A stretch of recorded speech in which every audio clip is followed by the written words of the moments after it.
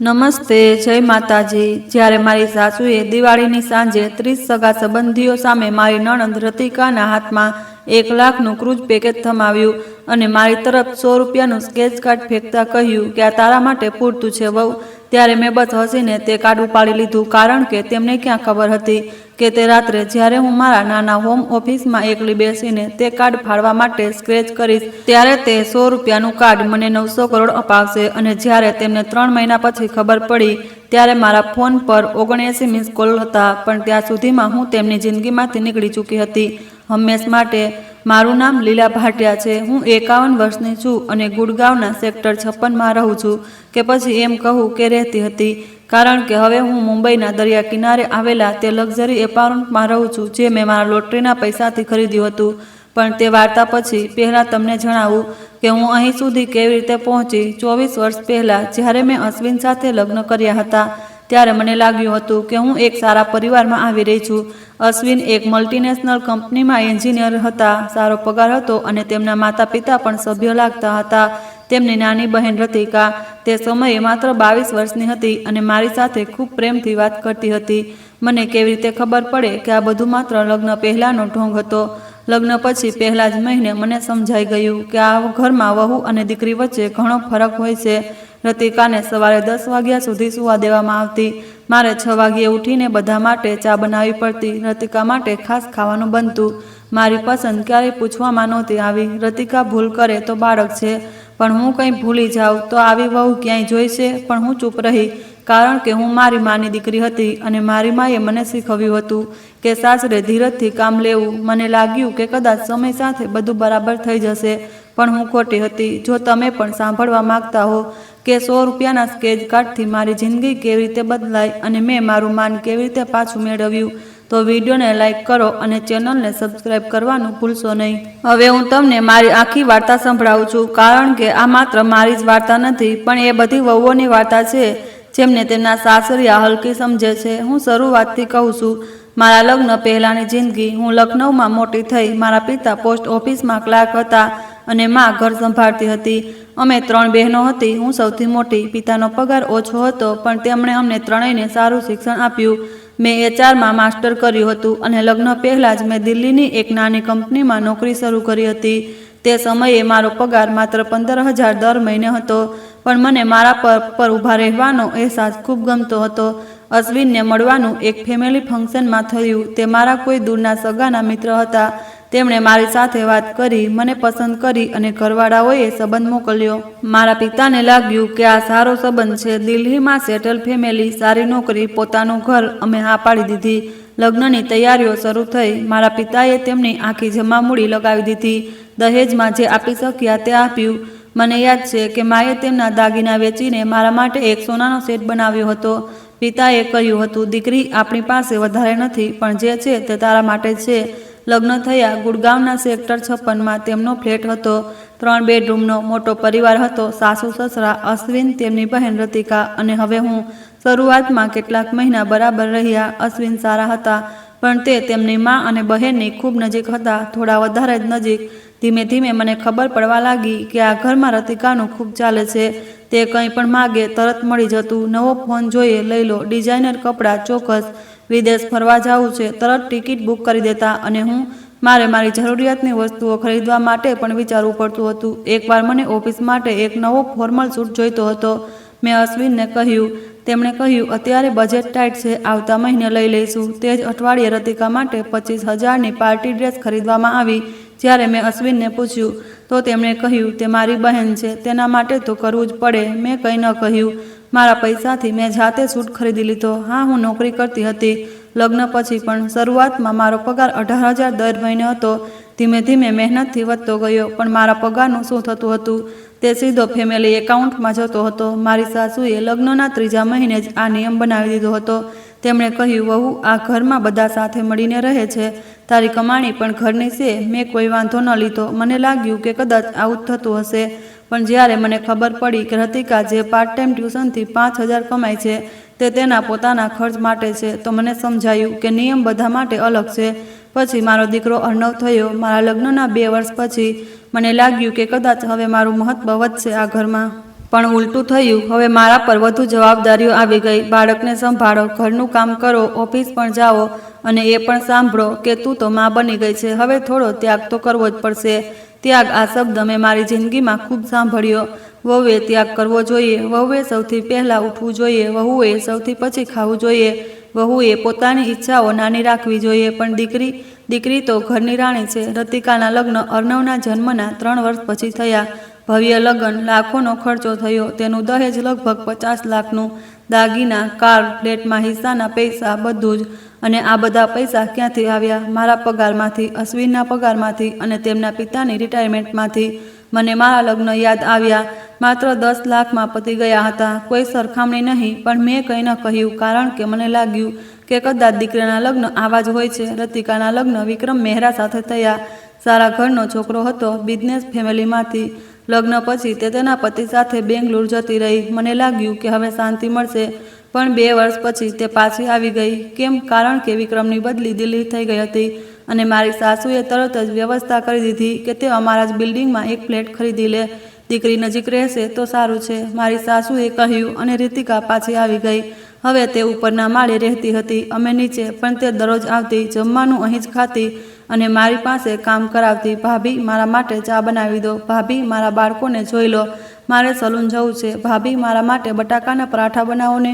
તમે જે રીતે બનાવો છો તે રીતે કોઈ નથી બનાવતું. અને હું બનાવતી રહેતી, કારણ કે હું વહુ હતી અને વહુએ સેવા કરવી જોઈએ. સમય વીતતો ગયો.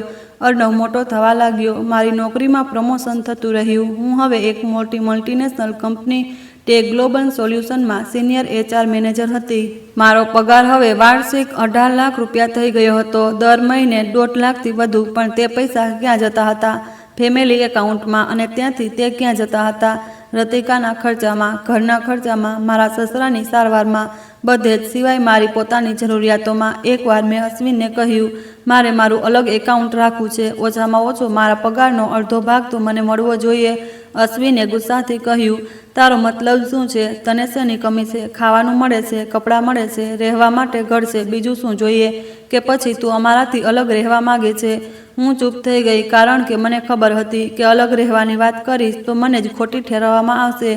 આજકાલની વહુઓ થોડા પૈસા કમાવા લાગી અને ઘર તોડવા માગે છે. પણ તે દિવસ પછી મેં છુપાઈને કંઈક કરવાનું શરૂ કર્યું. મારી કંપનીમાં દર વર્ષે બોનસ મળતું હતું. તે બોનસ હું અલગ એકાઉન્ટમાં જમા કરાવવા લાગી. એક એકાઉન્ટ જે માત્ર મારા નામ પર હતું અને જેના વિશે કોઈને ખબર નહોતી. શરૂઆતમાં નાની રકમ હતી, 500 રૂપિયા, પછી 1 લાખ. ધીમે ધીમે જમા થતી ગઈ. મેં એ પણ કરવાનું શરૂ કર્યું કે મારા ઓફિસના ખર્ચાને થોડા વધારીને જણાવતી. મને ઓફિસ માટે નવા ફોર્મલ કપડાં જોઈતા હોય અને 5000માં ખરીદીને 10,000નું બિલ બતાવતી. બાકીના 5000 મારા એકાઉન્ટમાં નાખી દેતી. આ ખોટું હતું, મને ખબર છે, પણ મારે મારા માટે પણ કંઈક બચાવવું હતું. વર્ષો વીતતા ગયા. અર્ણવ કોલેજમાં પહોંચ્યો. તેને એન્જિનિયરિંગ કરવું હતું. પ્રાઇવેટ કોલેજની ફીસ હતી વાર્ષિક 5 લાખ. મેં વિચાર્યું કે હવે તો ઘર તરફથી મદદ મળશે, પણ નહીં. મારી સાસુએ કહ્યું, તું તો એટલી સારી નોકરી કરે છે, તારા દીકરાની ફીસ તો તું ભરી શકે છે ને. બાકીના પૈસા અમને રતિકાના બાળકોના અભ્યાસ માટે જોઈએ છે. રતિકાના બંને બાળકો મોંઘી ઇન્ટરનેશનલ સ્કૂલમાં ભણતા હતા. તેમની ફીસ વાર્ષિક 3.5 લાખ હતી દરેક બાળકની. અને તે પૈસા ક્યાંથી આવતા હતા? અમારા ઘરમાંથી, કારણ કે વિક્રમની આવક વધારે નહોતી અને દીકરીની મદદ તો કરવી જ પડે. મેં અર્ણવની ફીસ મારા પૈસાથી ભરી, મારા તે સિક્રેટ એકાઉન્ટમાંથી જે મેં વર્ષોમાં બનાવ્યું હતું. મારું દિલ બેસી ગયું, પણ મેં કંઈ ન કહ્યું, કારણ કે અર્ણવ મારો દીકરો હતો અને હું તેના અભ્યાસમાં કોઈ કમી આવવા દેવા નહોતી માગતી. પણ રતિકાના બાળકોની દરેક નાની મોટી જરૂરિયાત પૂરી થતી રહી.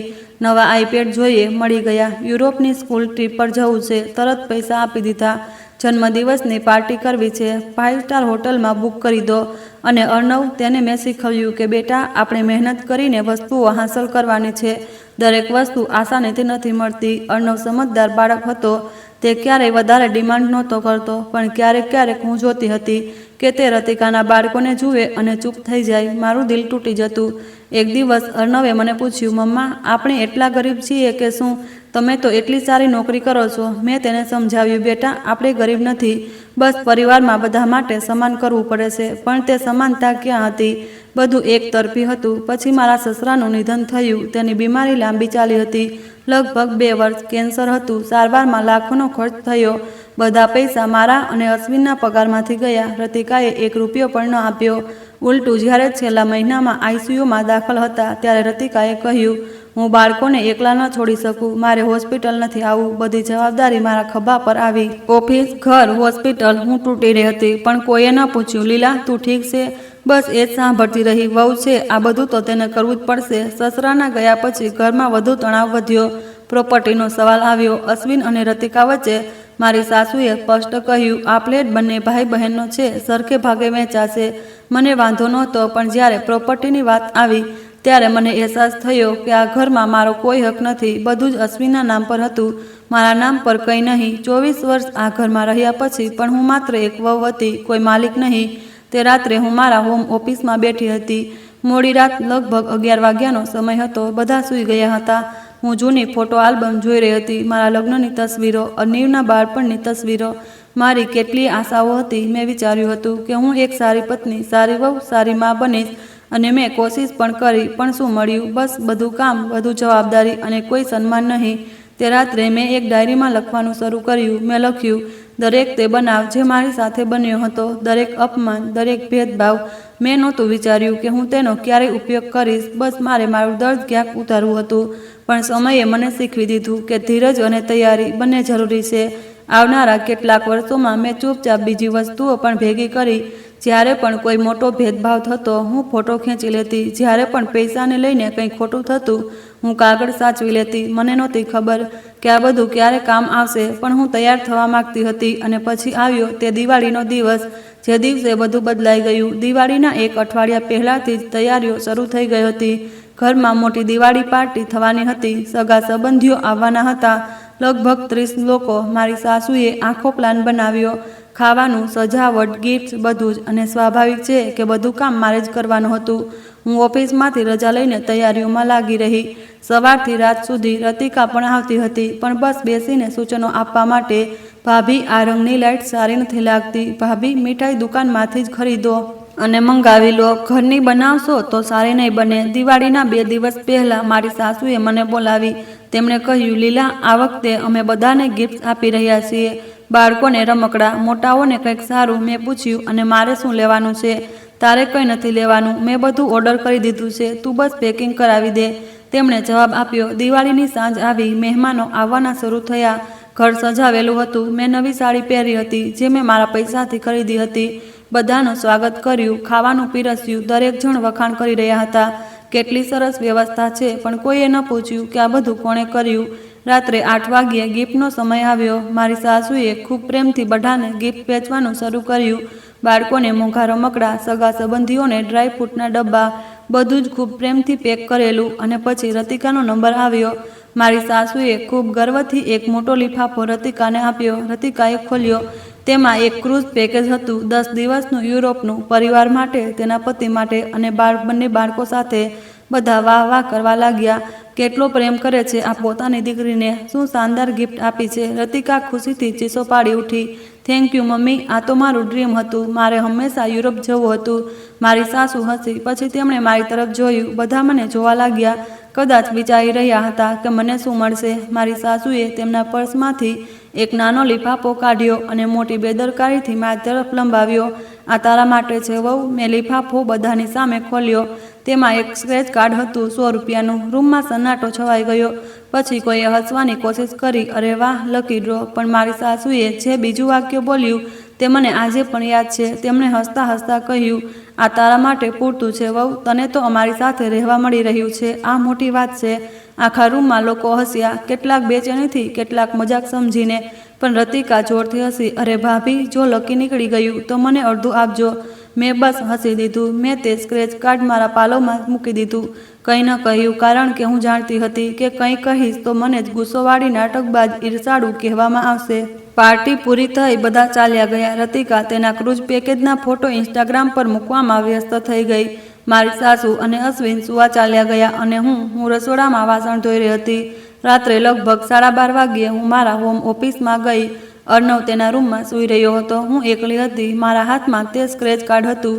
મેં વિચાર્યું કે તેને ફાડી દઉં, આ અપમાનનું પ્રતીક છે. પણ પછી મને લાગ્યું, ના, પહેલાં સ્ક્રેચ કરીને જોઉં, જો કંઈ ન નીકળ્યું તો ફાડી દઈશ. મેં એક સિક્કો લીધો અને તે કાર્ડને સ્ક્રેચ કરવાનું શરૂ કર્યું. પહેલો નંબર મેચ થયો. મને લાગ્યું કે કદાચ 10 રૂપિયા મળી જશે. બીજો નંબર મેચ થયો, ઠીક છે, કદાચ 50. ત્રીજો નંબર મેચ થયો અને પછી મેં પ્રાઇઝવાળી જગ્યા સ્ક્રેચ કરી. ત્યાં લખ્યું હતું 900 કરોડ. મારા હાથમાંથી તે સિક્કો પડી ગયો. હું કાર્ડને તાકતી રહી. આ સાચું ન હોઈ શકે. મેં ફરીથી જોયું. નંબર મેચ થઈ રહ્યા હતા. પ્રાઇઝ સ્પષ્ટ લખેલી હતી. મેં મારી આંખો ચોળી. આ સપનું તો નથી ને? મેં મારા હાથને ચૂંટી ગણી. દુઃખ થયું. આ સાચું હતું. મારા હાથ ધ્રુજવા લાગ્યા. હું ઊભી થઈ અને રૂમમાં ચક્કર મારવા લાગી. આ શું થઈ રહ્યું છે? 900 કરોડ? આ તો કોઈ ફિલ્મમાં થાય છે, અસલ જિંદગીમાં નહીં. પણ તે કાર્ડ મારા હાથમાં હતું. મેં તરત મારો ફોન ઉપાડ્યો અને તે કાર્ડ પર આપેલી વેબસાઇટ ખોલી. ત્યાં નંબર વેરીફાઈ કરવાનો ઓપ્શન હતો. મેં મારો કાર્ડ નંબર નાખ્યો અને એન્ટર દબાવ્યું. સ્ક્રીન પર મેસેજ આવ્યો, અભિનંદન, તમે 900 કરોડ જીત્યા છો. કૃપા કરીને તમારું ઇનામ લેવા માટે 48 કલાકની અંદર અમારો સંપર્ક કરો. મારા હૃદયના ધબકારા વધી ગયા. આ સાચું હતું. હું ખરેખર 900 કરોડ જીતી ગઈ હતી. આગળના 1 કલાક સુધી હું બસ ત્યાં જ બેસી રહી, વિચારતી રહી કે હવે શું કરું, શું બધાને જણાવી દઉં, અશ્વિનને, મારી સાસુને, રતિકાને.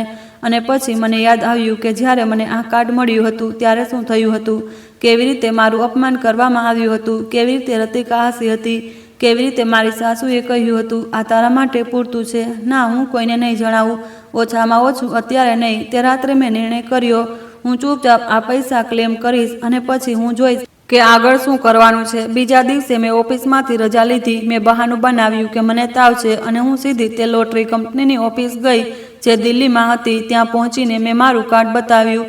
શરૂઆતમાં તેમને વિશ્વાસ ન આવ્યો. પછી તેમણે વેરીફાઈ કર્યું અને પછી મને એક પ્રાઇવેટ રૂમમાં બોલાવવામાં આવી. ત્યાં એક મેનેજર બેઠા હતા. તેમણે મારી પાસે બધા ડોક્યુમેન્ટ્સ માંગ્યા, મારો આધાર, પાન કાર્ડ, બેંક ડિટેલ. મેં બધું આપ્યું. પછી તેમણે સમજાવ્યું કે આ રકમ પર ટેક્સ લાગશે 30%, બાકી મને મળશે. મને કોઈ વાંધો નહોતો. 30% ટેક્સ પછી પણ લગભગ 632 કરોડ બચશે. આ રકમ હું વિચારી પણ નહોતી શકતી. તેમણે કહ્યું કે આખી પ્રોસેસમાં 3 મહિના લાગશે. ડોક્યુમેન્ટ, ટેક્સ ક્લિયરિંગ, વેરીફાઈ, બધું જ. મેં કહ્યું કોઈ વાંધો નહીં, હું રાહ જોઈ લઈશ. મેં તેમને એક વધુ વાત કહી, આ જાણકારી ગુપ્ત રાખજો, મારે હમણાં કોઈને નથી જણાવવું. તેમણે આશ્વાસન આપ્યું, મેડમ, અમે પૂરી ગોપનીયતા જાળવીએ છીએ. તમારી ડિટેલ ક્યાંય શેર કરવામાં નહીં આવે. હું ઘરે પાછી આવી. મારામાં એક વિચિત્ર અહેસાસ હતો, ડર પણ, ઉત્સાહ પણ. હું જાણતી હતી કે હવે મારી જિંદગી બદલાવાની છે, પણ કેવી રીતે, ક્યારે, તે મારે વિચારવાનું હતું. આગળના 3 મહિના ખૂબ અજીબ રહ્યા. બહારથી બધું પહેલાં જેવું જ હતું. હું રોજ ઓફિસ જતી, ઘરનું કામ કરતી, રતિકાની સેવા કરતી, પણ અંદરથી હું બદલાઈ રહી હતી. મને ખબર હતી કે જલ્દી જ હું આ બધામાંથી આઝાદ થઈ જઈશ. તે 3 મહિના મેં ઘણું બધું પ્લાન કર્યું. મેં એક વકીલની સલાહ લીધી. એક વકીલ જે મારી એક જૂની મિત્ર હતી, પ્રિયંકા નામ. અમે કોલેજમાં સાથે ભણતા હતા. હવે તે ફેમિલી લોમાં સ્પેશિયાલિસ્ટ હતી. મેં તેને મારી આખી વાર્તા જણાવી, 24 વર્ષની બધી વાત. પ્રિયંકાએ ગુસ્સાથી કહ્યું, લીલા, તે આટલું બધું કેમ સહન કર્યું? તારે પહેલાં જ એક્શન લેવું જોઈતું હતું. હવે લઈશ. મેં કહ્યું, બસ મને જણાવ કે હું મારા પૈસા અને મારી જિંદગી કેવી રીતે સુરક્ષિત રાખી શકું. પ્રિયંકાએ મને પૂરી લીગલ એડવાઇસ આપી. તેને જણાવ્યું કે મારા પૈસા સંપૂર્ણપણે મારા છે. અશ્વિન કે તેના પરિવારનો કોઈ હક નથી. પણ જો હું સાવચેત ન રહી તો તેઓ કોર્ટમાં કેસ કરી શકે છે, ખોટા દાવા કરી શકે છે. એટલે મારે મારા પૈસાને પહેલાં સુરક્ષિત રાખવા પડશે. મેં તે બધું કર્યું જે પ્રિયંકાએ કહ્યું. મારા બધા પૈસા અલગ એકાઉન્ટમાં ટ્રાન્સફર કરાવી દીધા. મેં એક ટ્રસ્ટ બનાવી લીધું અર્ણવના નામ પર. જો મને કંઈ થઈ જાય તો બધું તેને મળી જાય. મેં મારી એક વસિયત પણ બનાવી દીધી. અને પછી મેં કંઈક બીજું કર્યું. મેં ચૂપચાપ એક નવો ફ્લેટ ખરીદી લીધો મુંબઈમાં, બાંદ્રામાં, દરિયા કિનારે, 3 બેડરૂમનો, સુંદર વ્યૂ, 50 કરોડનો. મેં આખું પેમેન્ટ કેશમાં કરી દીધું. મેં અર્ણવ માટે એક એજ્યુકેશન ફંડ પણ બનાવી દીધું 10 કરોડનું, જેથી તે ઈચ્છે તે ભણી શકે, ગમે ત્યાં જઈ શકે. મેં મારા માટે પણ વિચાર્યું કે હું નોકરી છોડું કે નહીં. મેં નિર્ણય કર્યો કે નહીં, મને મારી ઓળખ પસંદ છે. હું માત્ર પૈસાદાર સ્ત્રી બનવા નથી માગતી. હું એક પ્રોફેશનલ છું અને રહીશ. પણ હા, હું આ ઘરમાંથી જઈશ જલ્દી જ. તે 3 મહિનામાં મારી સાથે તે જ બધું થતું રહ્યું જે છેલ્લા 24 વર્ષથી થઈ રહ્યું હતું. રતિકાની માંગણીઓ, મારી સાસુના મહેણા, અશ્વિનની ઉપેક્ષા. પણ હવે મને ફરક નહોતો પડતો, કારણ કે મને ખબર હતી કે આ બધું જલ્દી સમાપ્ત થવાનું છે. એક દિવસ રતિકાએ મને કહ્યું, ભાભી, મારે મારા બાળકો માટે નવા લેપટોપ જોઈએ છે. 2 લેપટોપ. દરેક 3 લાખના. મેં પૂછ્યું, વિક્રમ પાસેથી કેમ નથી માગતી? તેમનો પગાર તો પોતાના ખર્ચામાં જ જતો રહે છે. તમે લોકો તો ફેમિલી છો, તમે જ અપાવી દો. મેં હસીને કહ્યું, ઠીક છે, હું જોઉં છું. રતિકા ખુશ થઈને ચાલી ગઈ. તેને નહોતી ખબર કે હવે મને કોઈ ફરક નથી પડતો, કારણ કે જલ્દી જ તેને ખબર પડવાની હતી કે તેની ભાભી ખરેખર કેટલી અમીર છે. 3જો મહિનો પૂરો થવા આવ્યો. લોટરી કંપનીએ મને કોલ કર્યો, મેડમ, તમારી આખી રકમ ક્લિયર થઈ ગઈ છે. 6.5 કરોડ તમારા એકાઉન્ટમાં ટ્રાન્સફર કરી દેવામાં આવ્યા છે. મેં મારું બેંક એકાઉન્ટ ચેક કર્યું. ત્યાં ખરેખર તે રકમ હતી, 6.5 કરોડ મારા એકાઉન્ટમાં. હવે સમય આવી ગયો હતો. હવે હું તે બધાને જણાવીશ, પણ મારી રીતે. મેં પ્રિયંકાને બોલાવી. તેને કહ્યું, હવે હું તૈયાર છું. પ્રિયંકાએ પૂછ્યું, તું તેમને કેવી રીતે જણાવીશ? એક ફેમિલી મીટિંગ બોલાવીશ, મેં કહ્યું, અને પછી તેમને સાચું જણાવીશ. અને તે પછી હું આ ઘરમાંથી જતી રહીશ હંમેશ માટે. પ્રિયંકાએ મારો હાથ પકડ્યો. લીલા, હું તારી સાથે છું. જે પણ જોઈએ કહેજે. બીજા દિવસે શનિવાર હતો. મેં બધાને કહ્યું કે સાંજે એક ઇમ્પોર્ટન્ટ મીટિંગ કરવાની છે. બધાએ આવવાનું છે. અશ્વિન, મારી સાસુ અને રતિકાને પણ બોલાવ્યા. અર્ણવ પણ હતો અને પ્રિયંકા પણ મારી સાથે હતી, લીગલ એડવાઇઝર તરીકે. સાંજે 7 વાગ્યે બધા લિવિંગ રૂમમાં ભેગા થયા. મારી સાસુ ચીડાયેલી હતી. શું વાત છે એટલી જરૂરી? મારે તો ટીવી જોવું છે. રતિકાએ કહ્યું, હા ભાભી, જલ્દી જણાવો, મારે કિટી પાર્ટી માટે જવું છે. મેં એક ઊંડો શ્વાસ લીધો અને પછી શરૂ કર્યું.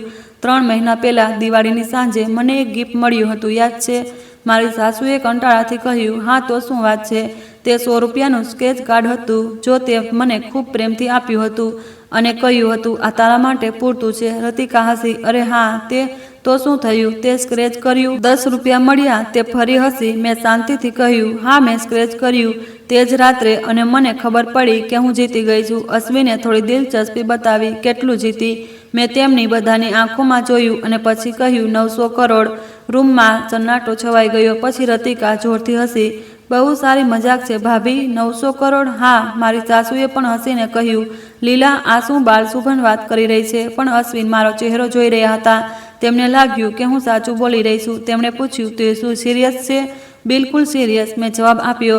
હું ખરેખર 900 કરોડ જીતું છું. ટેક્સ પછી 6.5 કરોડ મારા એકાઉન્ટમાં છે હમણાં આ જ વખતે.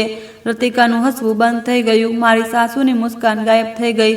પ્રિયંકાએ પોતાનો લેપટોપ ખોલ્યો. હું લીલાની લીગલ એડવાઇઝર છું અને હું કન્ફર્મ કરું છું કે તેમની પાસે 6.5 કરોડ રૂપિયા છે. તે બધા ડોક્યુમેન્ટ મારી પાસે છે. અશ્વિનની આંખો ફાટી ગઈ. શું લીલા, આ સાચું છે? હા, મેં કહ્યું. અને 3 મહિનાથી હું આ જાણું છું, પણ મેં કોઈને જણાવ્યું નહીં. કેમ ન જણાવ્યું? મારી સાસુનો અવાજ ધ્રુજી રહ્યો હતો. મેં તેમની આંખોમાં જોયું, કારણ કે મને યાદ હતું કે જ્યારે મને આ કાર્ડ મળ્યું હતું ત્યારે શું થયું હતું. તમે કહ્યું હતું, આ તારા માટે પૂરતું છે. રતિકા હસી હતી. બધાએ મજાક ઉડાવી હતી. તો મેં વિચાર્યું કે શા માટે જણાવું. રતિકાનો ચહેરો પીળો પડી ગયો. પણ ભાભી, અમે તો પરિવાર છીએ. તારા પૈસા એટલે અમારા પૈસા. મેં ઠંડા અવાજે કહ્યું, સાચું. જ્યારે મારો પગાર તમારા ખર્ચામાં જતો હતો ત્યારે તો આ પરિવાર હતો, પણ જ્યારે મને 10 લાખ રૂપિયાના ક્રૂઝના બદલે 100 રૂપિયાનું કાર્ડ મળ્યું ત્યારે પરિવાર ક્યાં હતો? અશ્વિને કહ્યું, લીલા, તું ગુસ્સામાં છે, પણ આપણે આ વાત શાંતિથી ડિસ્કસ કરવી જોઈએ. ડિસ્કસ કરવા જેવું કંઈ નથી. મેં કહ્યું, હું તમને બધાને માત્ર એ જણાવવા આવી છું કે મારી જિંદગી હવે બદલાઈ ગઈ છે અને હું હવે આ ઘરમાં નહીં રહું. મારી સાસુ ચીસો પાડી ઉઠી. શું તું ઘર છોડીને જઈશ? અશ્વિને છોડીને? હા, મેં શાંતિથી કહ્યું. મેં મારો બધો સામાન પેક કરી દીધો છે. કાલે હું અને અર્ણવ મુંબઈ જઈ રહ્યા છીએ. મેં ત્યાં એક ફ્લેટ ખરીદી લીધો છે. અર્ણવ મને જોઈ રહ્યો હતો. મેં તેને પહેલાં જ બધું જણાવી દીધું હતું. તે મારી સાથે હતો. તેણે મારો હાથ પકડ્યો. અશ્વિને કહ્યું, લીલા, તું આ ન કરી શકે. આપણે પરણેલા છીએ અને હતા. મેં કહ્યું, પ્રિયંકાએ તલાકના કાગળો તૈયાર કરી દીધા છે. કાલે કુરિયરથી મળી જશે. હું મ્યુચ્યુઅલ કેન્સલથી ડિવોર્સ માગું છું. જો તે ના પાડી તો હું કોર્ટમાં જઈશ અને વિશ્વાસ કર, મારી પાસે વકીલોની એક આખી ટીમ છે. હવે રતિકાનો અવાજ હિસ્ટોરોલિક થઈ ગયો. ભાભી, તમે આ ન કરી શકો. અમે તમારું ધ્યાન રાખ્યું. હું તેની તરફ ફરી. ધ્યાન રાખ્યું? તે મારો ઉપયોગ કર્યો, મારી પાસે કામ કરાવ્યું, મારા બધા પૈસા ખાધા અને મને ક્યારેય સન્માન ન આપ્યું. અને હવે જ્યારે મારી પાસે પૈસા છે ત્યારે તને પરિવાર યાદ આવી રહ્યો છે. મારી સાસુએ વિનંતી કરવાનું શરૂ કર્યું. લીલા દીકરી, ભૂલ થઈ ગઈ, માફ કરી દે. અમે સુધરી જઈશું, બહુ મોડું થઈ ગયું છે. મેં કહ્યું, 24 વર્ષ મેં રાહ જોઈ કે કદાચ તમે લોકો બદલાશો, ન બદલ્યા. હવે હું બદલાઈ રહી છું, હું જઈ રહી છું. અશ્વિને ગુસ્સામાં કહ્યું, જો તું ગઈ તો 1 રૂપિયો નહીં આપું, કોઈ સપોર્ટ નહીં. હું હસી. પહેલીવાર મને ખરેખર હસવું આવ્યું. સપોર્ટ? મને કોઈ સપોર્ટની જરૂર નથી. મારી પાસે તમારા બધાથી મળીને પણ વધારે પૈસા છે. તમારું આખું ઘર વેચી દો તો પણ મારા 1 મહિનાના વ્યાજ જેટલું થઈ જશે. આ સાંભળીને બધા સદમામાં આવી ગયા. પ્રિયંકાએ કહ્યું, અને હા, એક વાત જણાવી દઉં, લીલાએ તેના બધા પૈસા કાયદેસર રીતે પ્રોટેક્ટ કરાવી લીધા છે, ટ્રસ્ટ બની ચૂક્યા છે. જો કોઈએ કોર્ટમાં કંઈ ક્લેમ કરવાની કોશિશ કરી તો તેને માત્ર હાર મળશે. અને હા, અમારી પાસે છેલ્લા ઘણા વર્ષોનું આખું ડોક્યુમેન્ટેશન છે કે લીલા સાથે કેવું વર્તન થયું. મેં એક ફાઇલ કાઢી, આ જુઓ, 24 વર્ષનો હિસાબ. દરેક તે બનાવ જ્યારે મારી સાથે ભેદભાવ થયો, દરેક તે વખત જ્યારે મારા પૈસા તમે લોકોએ ઉપયોગ કર્યો, દરેક તે અપમાન જે મેં સહન કર્યું, બધું લખેલું છે. તારીખ, સમય, સાક્ષી અને કેટલાક ફોટા અને રેકોર્ડિંગ પણ છે. મારી સાસુના હાથ ધ્રુજવા લાગ્યા. તે અમારી રેકોર્ડિંગ કરી? હા, મેં કહ્યું, છેલ્લા 2 વર્ષમાં જ્યારે મને લાગ્યું કે કદાચ એક દિવસ મને તેની જરૂર પડશે, અને આજે પડી. રતિકા રડવા લાગી. ભાભી, પ્લીઝ અમને માફ કરી દો, અમે ખરેખર બદલાઈ જઈશું. મેં તેને ઠંડી નજરથી જોઈ. રતિકા, તને યાદ છે દિવાળીની રાત્રે તે શું કહ્યું હતું? તે કહ્યું હતું, જો લકી નીકળી ગયું તો મને અડધું આપજો. હવે જ્યારે લકી નીકળી ગયું તો તને કંઈ નહીં મળે, 1 રૂપિયો પણ નહીં. હું ઊભી થઈ. અર્ણવ પણ ઊભો થયો. પ્રિયંકાએ પોતાનું લેપટોપ બંધ કર્યું. મેં બધાની તરફ છેલ્લી વાર જોયું. હું આવતીકાલે સવારે 8 વાગ્યે અહીંથી જઈ રહી છું. મારો સામાન પેક છે, ડ્રાઈવર બુક છે. જો કોઈને કંઈ કહેવું હોય તો પ્રિયંકાનો સંપર્ક કરવો. હું હવે તમારા લોકો સાથે સીધી વાત નહીં કરું. અશ્વિને એક છેલ્લી કોશિશ કરી. લીલા, પ્લીઝ, 24 વર્ષની લગ્ન જીવન છે, કંઈક તો વિચાર. હું ઊભી રહી, તેમની તરફ ફરી. 24 વર્ષ. દર વર્ષે મેં વિચાર્યું, દરરોજ મેં આશા રાખી કે કદાચ તમે મારી કદર કરશો, કે કદાચ તમારો પરિવાર મને ઇજ્જત આપશે. ન આપી. હવે બહુ મોડું થઈ ગયું છે અને હું ત્યાંથી મારા રૂમમાં ચાલી ગઈ. દરવાજો બંધ કરી લીધો. તે રાત્રે મને ઊંઘ ન આવી, પણ મને અફસોસ પણ ન થયો. મને એક વિચિત્ર શાંતિ મળી રહી હતી. મેં આખરે તે કરી લીધું જે મારે કરવું જોઈતું હતું. બીજા દિવસે સવારે હું બરાબર 8 વાગ્યે તૈયાર હતી. 2 મોટા સુટકેસ. અર્ણવ પાસે પણ તેનો સામાન હતો. અમે રૂમમાંથી બહાર પગ મૂક્યો. આખો પરિવાર લિવિંગ રૂમમાં બેઠો હતો, જાણે આખી રાત ત્યાં જ બેઠા રહ્યા હોય. મારી સાસુએ એકવાર ફરી કોશિશ કરી. લીલા દીકરી, એકવાર ફરી વિચારી લે. મેં જવાબ ન આપ્યો. બસ દરવાજા તરફ આગળ વધતી ગઈ. અર્ણવ મારી પાછળ હતો. જેમ જ અમે દરવાજા પર પહોંચ્યા, રતિકા ચીસો પાડી ઉઠી. તું બહુ ખોટું કરી રહી છે. ભગવાન તને માફ નહીં કરે. હું ફરી છેલ્લી વાર, ભગવાને મને પહેલાં જ માફ કરી દીધું છે, એટલે જ તો તેણે મને 900 કરોડ આપ્યા. હવે તમે લોકોને ભગવાન પાસે માફી માંગવી જોઈએ તે 24 વર્ષો માટે જે તમે મારી સાથે કર્યું. અને હું તે ઘરમાંથી, તે જિંદગીમાંથી હંમેશ માટે નીકળી ગઈ. ગાડીમાં બેસતા જ અર્ણવે મારો હાથ પકડ્યો. Mom, I M proud of you. મારી આંખોમાં આંસુ આવી ગયા, પણ તે દુઃખના આંસુ નહોતા, તે રાહતના આંસુ હતા. અમે મુંબઈ માટે નીકળી પડ્યા, મારી નવી જિંદગી માટે. હવે હું તમને જણાવું છું કે તે પછી શું થયું, કારણ કે અસલી વાર્તા તો હવે શરૂ થઈ. જેમ જ અમારી ગાડી ગુડગાંવમાંથી નીકળી, મારા ફોન પર મેસેજ આવવાના શરૂ થઈ ગયા. પહેલાં અશ્વિને લખ્યું, લીલા, પ્લીઝ પાછી આવી જા, આપણે વાત કરીશું. પછી રતિકાએ, ભાભી, મને માફ કરી દો, હું ખોટી હતી. પછી મારી સાસુએ, દીકરી, ઘરે પાછી આવી જા, બધું ઠીક કરી લઈશું. મેં એક પણ મેસેજનો જવાબ ન આપ્યો. મેં પ્રિયંકાને ફોન કર્યો. બધા મેસેજ કરી રહ્યા છે, તું તેમને જણાવી દે કે હવે બધી વાત તારી સાથે જ થશે. પ્રિયંકાએ કહ્યું, ડોન્ટ વરી, હું હેન્ડલ કરીશ. અમે સાંજ સુધીમાં મુંબઈ પહોંચી ગયા. મારો નવો ફ્લેટ બાંદ્રામાં હતો, દરિયાની બિલકુલ સામે. જ્યારે હું અંદર દાખલ થઈ તો મને વિશ્વાસ જ ન આવ્યો કે આ બધું ખરેખર મારું છે. આ સુંદર ઘર, આ નજારો, આ આઝાદી. અર્ણવ ખુશીથી અહીં તહીં દોડી રહ્યો હતો. મોમ, આ તો અમેઝિંગ છે. મારો રૂમ બાલ્કની વાળો છે. હું અહીંથી સૂરજ ઉગતો જોઈ શકું છું. હું હસી. મારો દીકરો ખુશ હતો. બસ આજ પૂરતું હતું. તે રાત્રે અમે ફ્લેટની બાલ્કનીમાં બેસીને દરિયો જોયો. મેં અર્ણવને કહ્યું, બેટા, હવે આપણી નવી જિંદગી શરૂ થઈ રહી છે.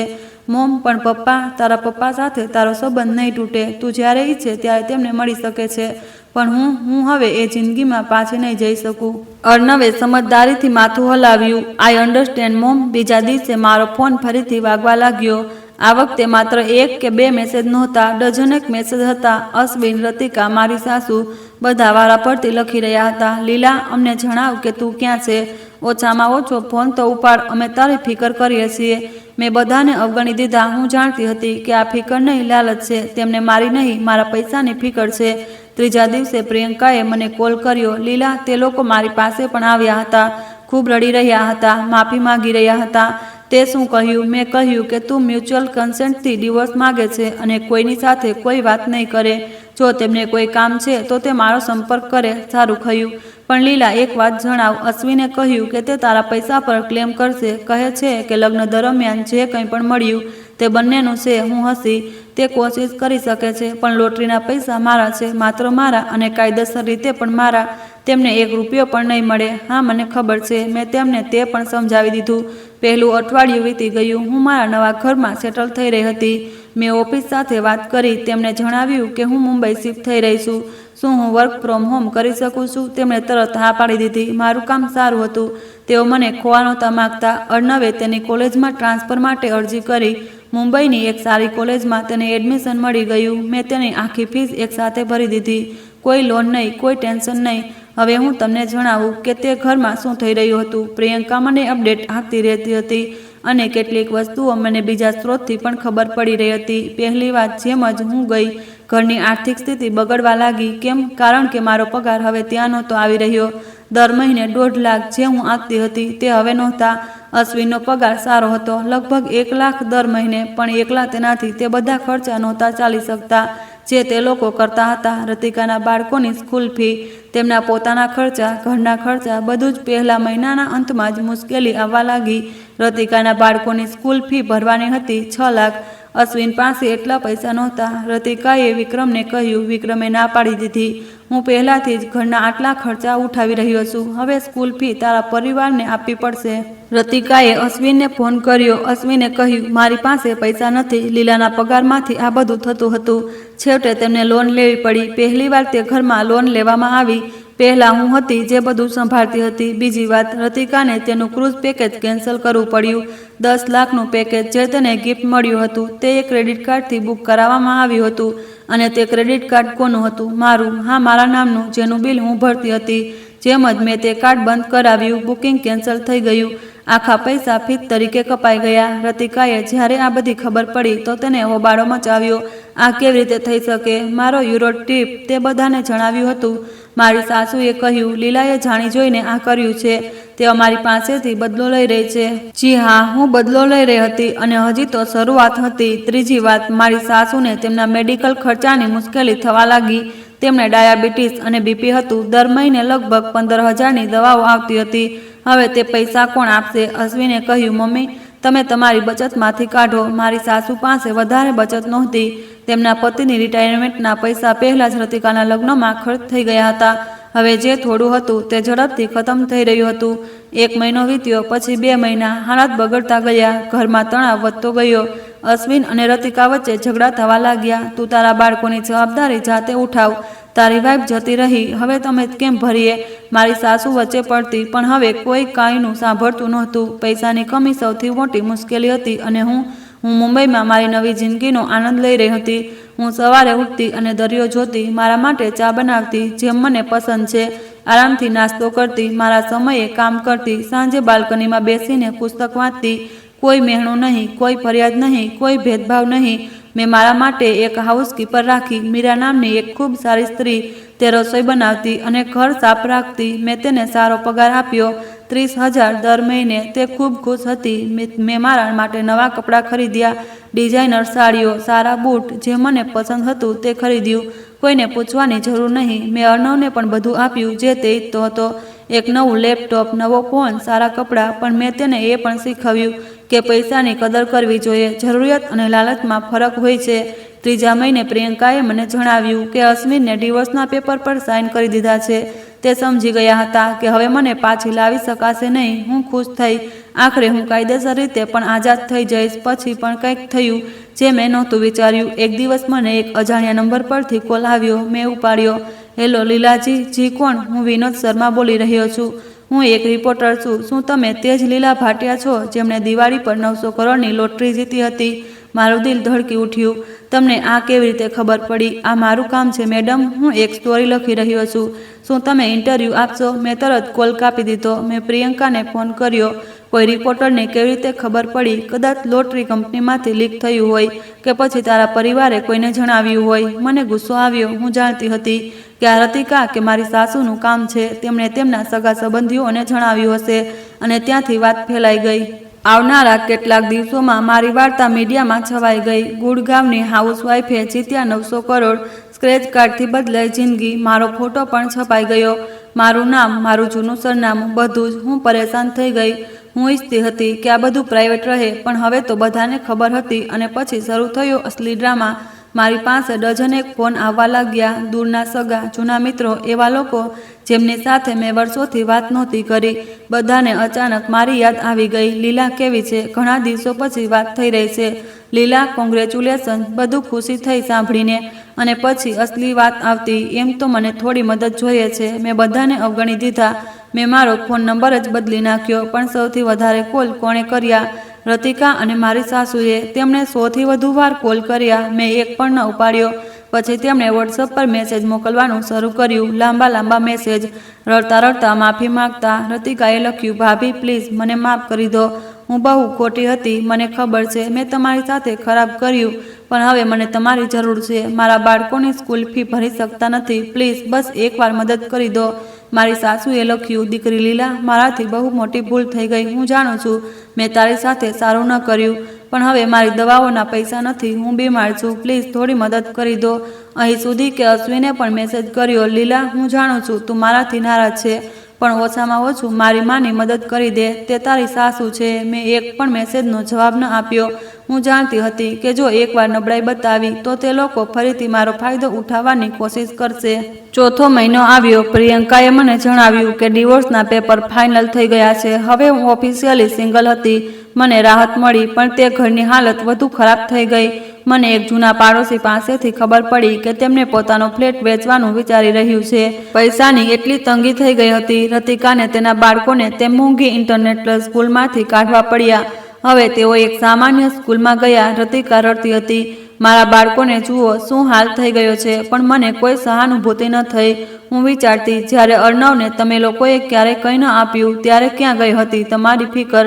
મારી સાસુની તબિયત ખરાબ થતી ગઈ. તેમની દવાઓ બંધ થઈ ગઈ કારણ કે પૈસા નહોતા. અશ્વિનને એકવાર ફરી લોન લેવી પડી. વિક્રમે રતિકાને ધમકાવી કે જો આમ જ ચાલતું રહ્યું તો તે તેને છોડી દેશે.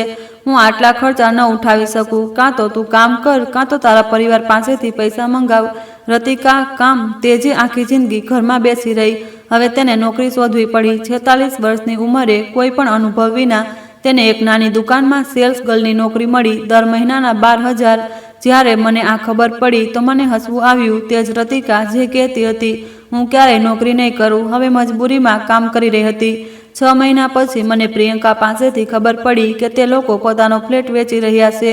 પૈસાની એટલી તંગી થઈ રહી હતી કે બીજો કોઈ રસ્તો બચ્યો નહોતો. તેમણે પોતાનો 3 બેડરૂમનો ફ્લેટ 1 કરોડ 20 લાખમાં વેચ્યો અને એક નાનો 2 બેડરૂમનો ફ્લેટ 60 લાખનો ખરીદી લીધો. બાકીના પૈસાથી લોન ચૂકવી અને થોડી બચત રાખી. હવે તે લોકો એક નાના ફ્લેટમાં રહેવા લાગ્યા. અશ્વિન, મારી સાસુ, બધા. રતિકા તેના અલગ ફ્લેટમાં હતી, પણ તેની હાલત પણ ખરાબ હતી.